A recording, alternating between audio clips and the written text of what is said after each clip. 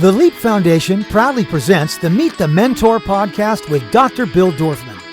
Dr. Bill is a TV host, New York Times best-selling author, two-time Guinness World Book record holder, fitness guru, celebrity cosmetic dentist, and philanthropist who founded the LEAP Foundation.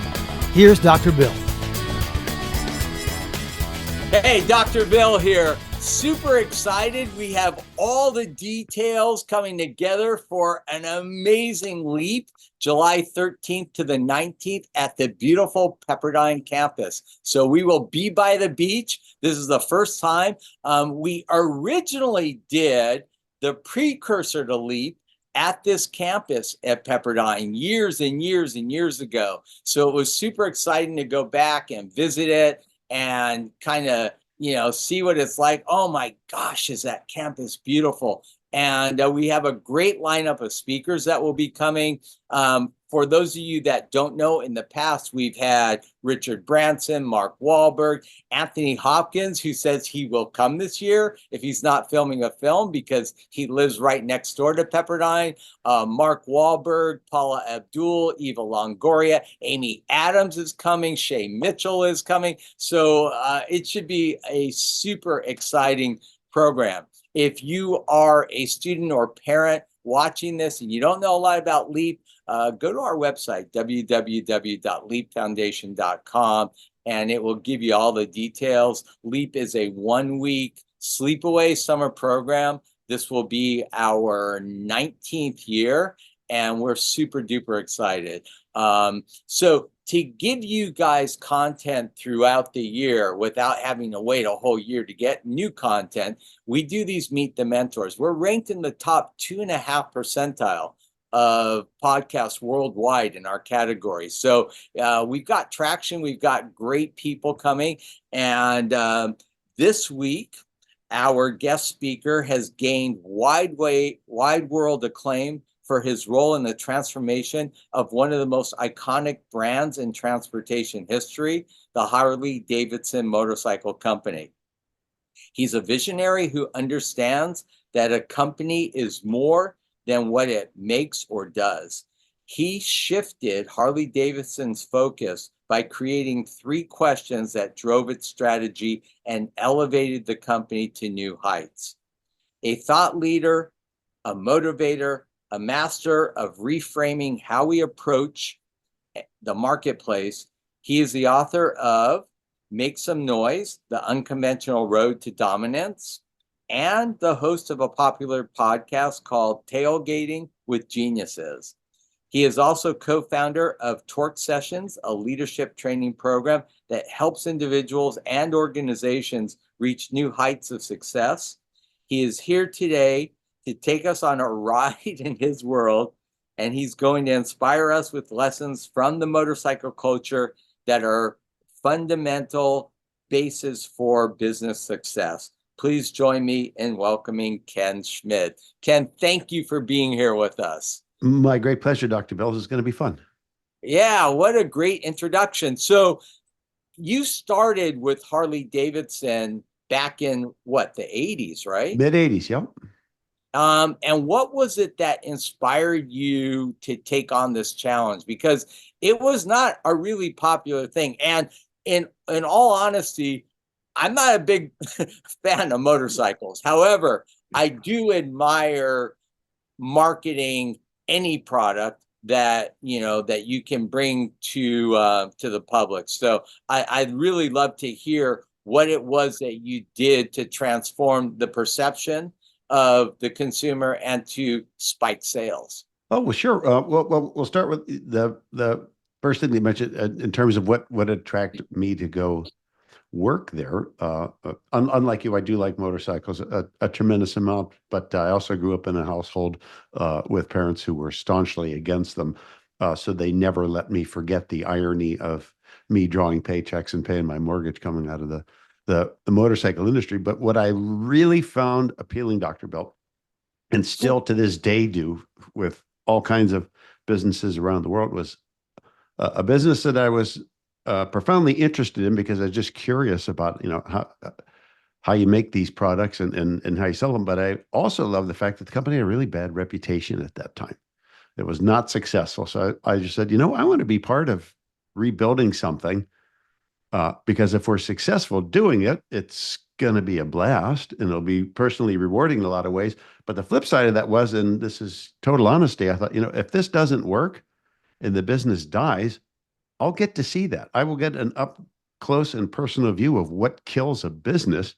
And that'll be knowledge that not a lot of people have You know at that what? level. The Democrats should have hired you for this Oh, election. doggone it. Yeah. I kept looking at the phone, but it never rang. Yeah, you're exactly what they needed. That's funny. It is amazing though, that when you get involved in something at a professional level that you are also personally interested in, it just kind of doubles your not the intensity level, but your desire to do well and to learn more about it. Where now you're not feeling like you're being forced to learn things. You're being challenged to learn new things. And that I see as a totally different dynamic. All right. So what was the secret of your success with Harley-Davidson? We could go on all day, but what I really want to do, because I think it's going to be really beneficial to participants in the elite program too, is my very first day of work. I posted 3 questions out in front of my office. And these weren't 3 things that I thought were going to in any way fundamentally change the ship to the business. It was just 3 things that I wanted us to collectively be focused on. And the 3 questions are, what are people saying about us? Second question is, what do we want them to say about us? And then the third is, what are we doing to get them to say it? And if you look at that, not just from a business standpoint, which we can go to, but also from a personal standpoint, we're talking about your reputation, how you want to be seen, what you want people to remember about you when they are talking about you, and when the people that are important to you are talking about you. What would you like them to be saying, specifically about you? And most people have never really given this any thought. Brilliant. It's so your obvious, reputation. but brilliant. Yeah. Your most valuable asset is your reputation, and everything in life, whether you're trying to get a new job, or you're trying to get a promotion, or trying to get into a good college, whatever that is, you're competing against other people. And competing is a good thing. And if we focus on, hey, I want to be remembered and remembered positively. I want people to say positive things about me. I can have influence on my reputation and build my reputation if I put some effort into doing that. So what were the answer to the 3 questions? It is interesting because from the Harley perspective, it's pretty easy. What were people saying? A lot of really bad stuff. The products are antiquated. The company's too old. The company lost its focus. It associates with, criminal people, which wasn't true, but that was a Hollywood thing. Then we said, what did we want them to say? And that's where things got magical, because what most people inside the company, when asked that question, what do you want people to say about us? And they say, that we have great quality products, and that we're committed to to our riders, and committed to satisfaction, and committed to great service. And I said, well, we can't do that anymore, because everybody says that. And you can't build your reputation by saying the same thing your competitors do, because that says we're exactly the same. Why would you do that? So we created a new vernacular. We said, imagine that somebody important to us is talking about us to somebody that we'd love to have as a customer, or as an investor, as a partner, as an employee. What would we want that person to say that's going to make us distinct and memorable? So we said, we're not going to lead by talking about our products and what we do, because that's so obvious. So we said, we are, from this point on, we're a lifestyle business. We're a lifestyle brand. We sell freedom and individuality and camaraderie and rebellion, not rebellion against other people or, the government, just rebellion against status quo of doing what others do. We're always going to intentionally be different. And apparently that's very popular. It is very popular, but it requires that taking a step back and making that effort to say, look, we can't get people to talk about us positively until we determine what it is we want them to say. Right. Otherwise we're just kind of flapping in the breeze out there. I love that. Okay. And then number 3 is, how do you get them to say those things? Yep. And with that, from our perspective, and what worked for us at Harley, and what essentially works for me and works for anybody that kind of buys into this approach, is that we have to get in front of the people that we want to have impact on. The more opportunities that we have to have conversations with people that are important to us, and make those people realize and see how important they are to us, the more easily they remember us, the more easily they are to be sort of delighted by the effort that we're making to do that, that they will talk about us. I mean, that's what all reputation is driven by, delightful behavior. When we do things that delight people or make them feel important, they absolutely remember it, but they tell somebody else. Bingo. So how did you do that? We determined that the battle for us is going to be won not through advertising, not through great promotions, or not through, God forbid, lowering prices. We're going to be the most visible and visibly passionate people in our industry, which means we're going to go out and we're going to put boots on the ground. We're going to get in front of people, and not accidentally. This is going to be part of business process. This is going to be what our weekends look like. This is going to be what entire weeks for a lot of us look like. Getting in front of people that are interested in motorcycles, or people that are just interested in the lifestyle, want to, wear the clothes, go to the parties, go to the events, hang out, and, be identified in this world, and ask people questions about themselves. Because what we found is that remarkable things happen when, instead of trying to be interesting to people, we put our emphasis on being interested in people. So if I'm talking to you as a customer, I'm not saying, hey, come look at all this new cool stuff that we're doing. But instead, just begin asking questions about you. Like, tell me about what a great weekend would be for you. What's fun for you? And then when the person is telling you, you react, oh, that's so cool. Like, who would be with you when you're doing that? If you were running this business, what would you do? What would you like to see us do to help you have that great weekend, that great week, that great fun? And Dr. Bell, this is 100% of the time. If someone's standing directly in front of you and you ask them a question, they'll answer it. You know what? That's one of the core values that we teach at LEAP. Don't be interesting, be interested. Oh, bless you for that. Yep. It's so powerful in business. Another one that we preach is copy genius. When Absolutely. these kids come up to me and they're like, Dr. Bill, I want to do a business in X, Y, and Z. What I'll say is, hey, who else is doing that business? Look at what they're doing and do it better than they're doing, right? And every business in the world has done that. That's one of the critical things, especially, when you're starting a new business and you just don't know where to start. Yeah, where you start is, look at the competition. When I came to Beverly Hills as a cosmetic dentist, do you think they needed another cosmetic dentist? No. What I did was I called the 5 most successful cosmetic dentists in Beverly Hills. I said, look, I'm a recent grad. I don't know anything from anything. Can I come and shadow you for a week? And I went into these 5 practices and I took copious notes of everything that they did that I thought made them successful. And I took everything that these 5 successful practices did, and I put them in one practice, and I did one thing that none of them did. I advertised. Advertising was not very popular back in 1986. I remember. In fact, it was looked down upon. But I did it within all the guidelines of the ADA, and I did nothing that was outside of what I was allowed to do. And within 1 year, my practice was busier and more successful than all of theirs combined. And it just continued to grow and grow and grow. And Ken, I reached heights that no dental practice in the world had ever reached. And it kind of tickles me because, even after 40 years of doing this, if you go on ChatGPT and you say, who's the most well-known and respected dentist in the United States? Number 1, Hot diggity. So something worked. Well, I'm not sure who it was that said it. It might have been Ralph Waldo Emerson, but don't quote me on it. It said, some people believe in luck and some people believe in cause and effect.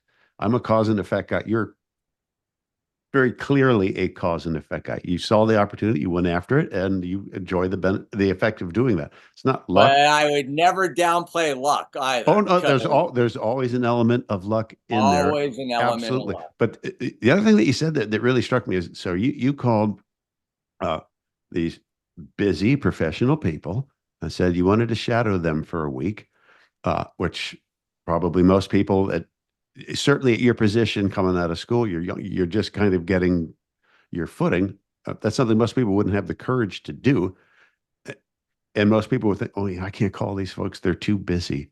They won't make time for me. I'm guessing that they were flattered that you wanted to do that. Well, You looked at them as the geniuses, as the gods of the industry. Something else, Ken. I have had, I'm not even going to say hundreds. To this day, I would say thousands of dental students come and shadow me in my practice. And one of the things that was really unique when I went and I shadowed those 5 practices, and every one of these 5 dentists said this to me, and to be totally honest with you, I have never seen a student come and do what I did, is I didn't just come in and watch the dentist drill and fill. I came in 10 minutes before the first patient. I watched the way the practice greeted the patient. I looked at the intake forms that the patient filled out.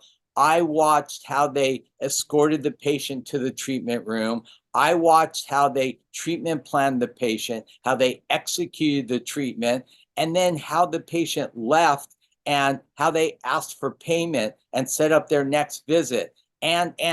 So I wanted the whole experience. It wasn't just, I could sit there and watch you drill teeth all day long. And I'll be honest with you, with the thousands of students, and it really has been thousands, who have come and visited me over the last 40 years, I haven't seen a single student do that. They watch me. That's amazing. Yeah. What also strikes me about that, because a lot of times I'll speak with the people in the medical profession, doctors, dentists, audiologists, whatever. And I'll say, what the given is that you're going to do good work. I inherently trust, if you are a doctor, that you are educated and that you know what to do. And at the end of the day, I'm getting good care.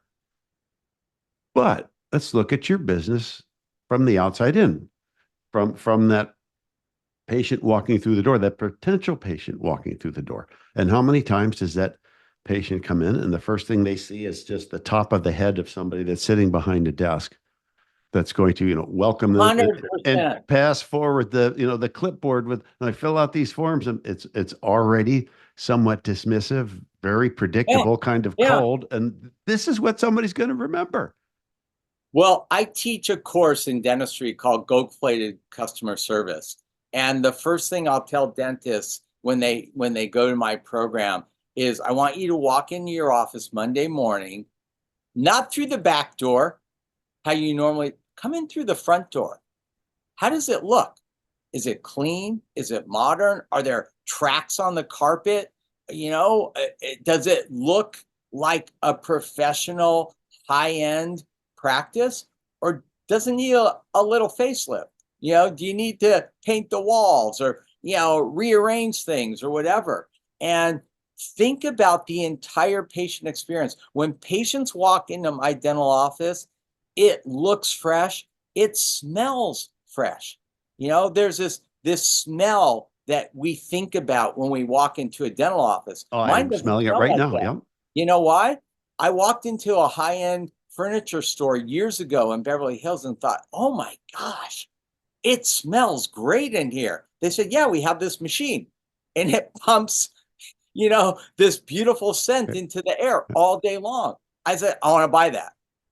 So think about the sight, the sound, the smell, all the senses, and create an environment in your business that is appealing to people, especially a business like mine. People don't walk into Harley-Davidson scared to death.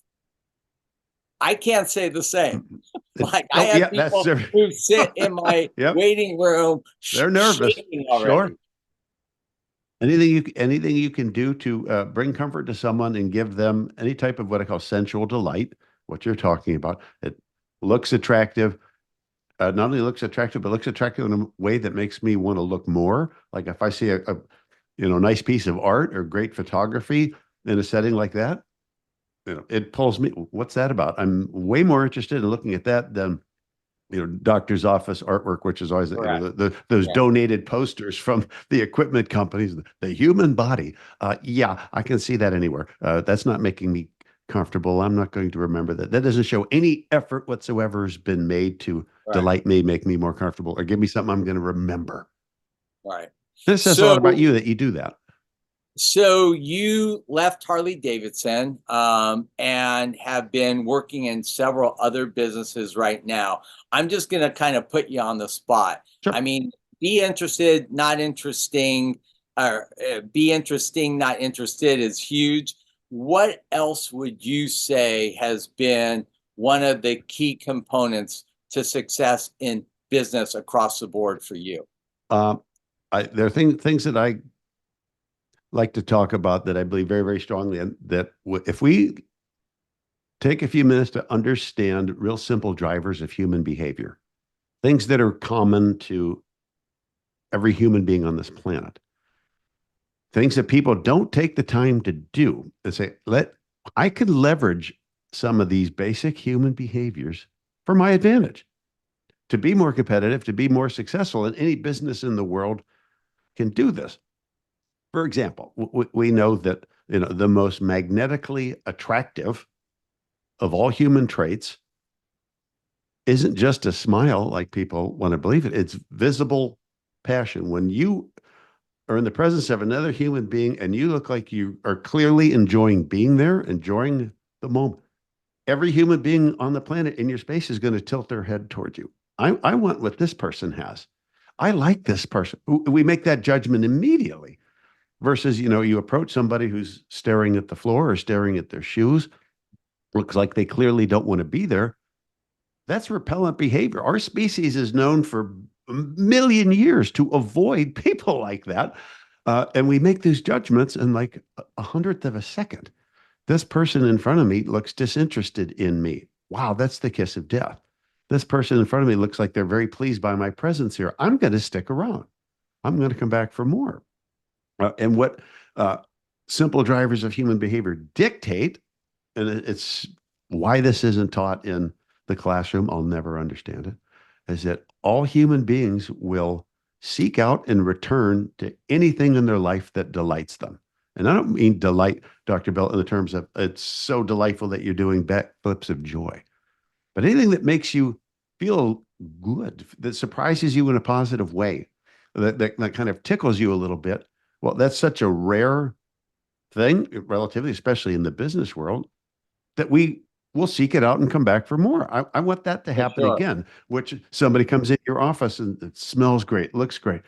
That's delightful. I'm going to remember that and come back for more. Given a choice, and we all have a choice, I'm going back to that versus something that's predictable or dull. And if we begin to think this way, I'm meeting somebody for the first time. I'm in a job interview or I'm meeting investors.